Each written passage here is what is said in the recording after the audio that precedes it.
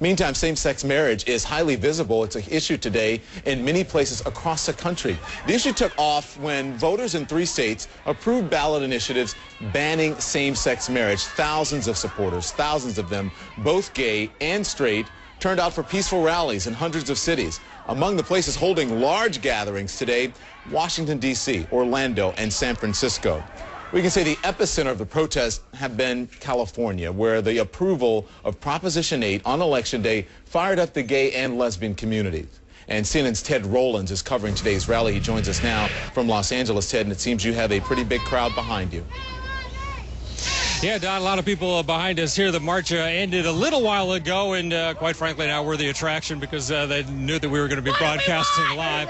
But a huge crowd did show up here in Los Angeles, a little less than they were hoping for, but most people think it's because of the fires, of course, that are consuming Southern California. But they still had about 12,000 people come out, first for a rally and then for a march through downtown Los Angeles.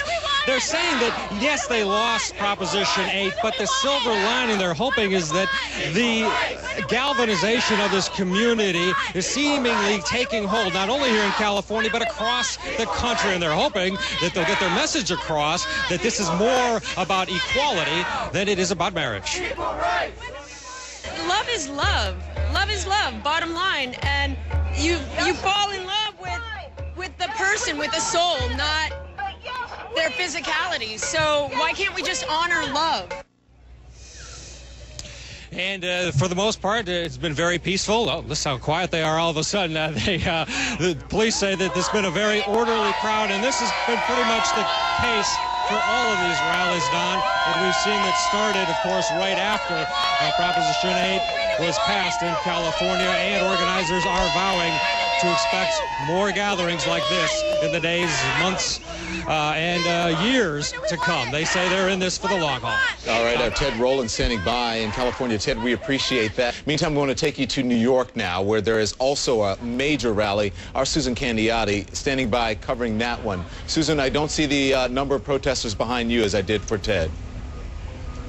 Well, it wrapped up here, Don, a couple of hours ago, but police estimate there were 4,000 people here this day, and a few days ago, earlier this week, another 5,000 attended another protest here in Manhattan. The theme has been the same, and that is that they support same-sex marriage and equalize that to the civil rights movement, that they are one and the same, that it is the same thing as the freedom of speech, that is guaranteed in the U.S. Constitution, and they say the right to marry is just the very same thing.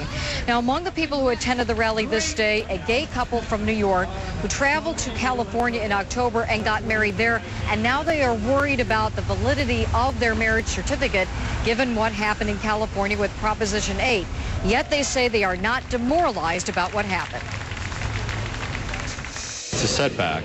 It just means that we have to do a better job of convincing people that, gay marriage is not threatening. It's really just a civil right. It's about equality. Now, same-sex marriages are only legal in the states of Connecticut and Massachusetts. A U.S. congressman from New York that we spoke with said perhaps it is time to federalize the issue. This is a place the federal government has to get involved.